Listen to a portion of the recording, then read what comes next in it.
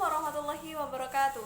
Saya AS Ariska dengan NIM 12640620286. Saya di sini akan membacakan jawaban dari UAS Perilaku Islam Organisasi.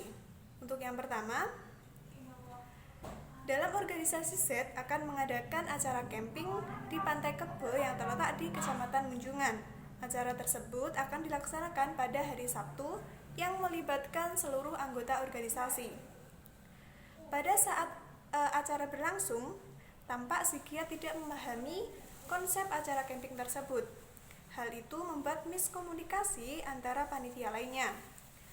Memang, si giat acara beberapa kali tidak mengikuti kumpulan guna mempersiapkan serta mematangkan acara camping tersebut. Untuk solusinya, pertama, dari ketua atau pemimpin organisasi harus tegas apabila ada anggota inti yang tidak mengikuti kumpulan persiapan acara camping. Yang kedua, dari si giat sendiri, apabila telah diberi amanah untuk mengatur jalannya acara camping, seharusnya bisa memahami konsep acara serta selalu ikuti kumpulan.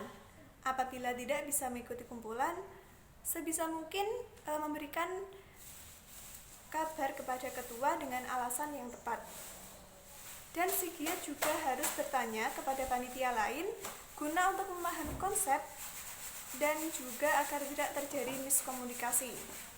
Yang kedua, gaya kepemimpinan yang saya pilih adalah managerial grid. Dalam pemikiran model managerial grid adalah seorang pemimpin selain harus lebih memikirkan mengenai tugas-tugas yang akan dicapainya, juga dituntut untuk memiliki orientasi yang baik terhadap hubungan kerja dengan bawahannya. Artinya, bahwa seorang pemimpin tidak hanya dapat memikirkan pencapaian tugas saja, melainkan juga memperhitungkan faktor hubungan dengan bawahannya. Sehingga seorang pemimpin dalam mengambil suatu sikap terhadap tugas, kebijakan-kebijakan yang harus diambil, proses dan prosedur penyelesaian tugas, maka saat itu juga pemimpin harus memperhatikan pola hubungan dengan staf atau bawahannya secara baik. Contohnya, dalam sebuah acara, seorang pemimpin tidak hanya terima jadi, melainkan juga ikut turun dalam persiapan acara tersebut dengan memperhatikan anggota bawahannya dengan baik. Yang ketiga, contoh nilai norma etika, moral, sikap, dan kepuasan kerja yang dapat meningkatkan kualitas nilai, contohnya adab menghormati kepada yang lebih tua. Norma, apabila ada anggota yang tidak menaati peraturan, maka akan dikenakan konsekuensi seperti norma hukum. Yang ketiga, etika. Etika dalam berpakaian yakni harus sopan dan rapi. Selanjutnya, sikap saling menghormati antar manusia.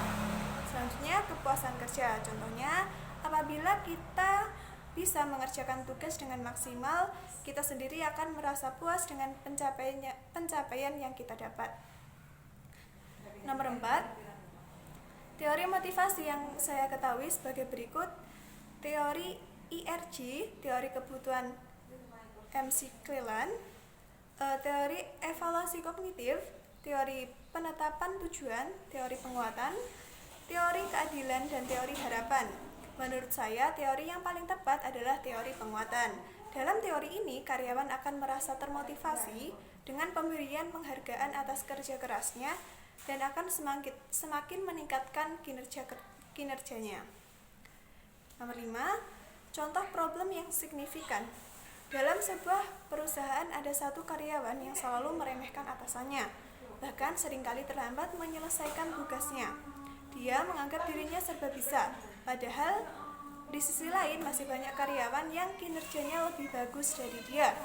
Solusi, sebagai atasan atau manajer, seharusnya menegur karyawan tersebut dengan memberikan konsekuensi apabila dia tidak bisa merubah sikapnya. Jangan pernah merasa puas dengan pencapaianmu, karena pada dasarnya masih banyak karyawan lain yang lebih baik dari kamu. 6. Menurut saya tidak, karena emosi memberikan informasi penting bagi kita memahami dunia di sekitar kita. Manusia tanpa emosi maka tidak akan mampu berfungsi. Afek positif adalah sebuah dimensi suasana hati yang terdiri dari emosi positif spesifik.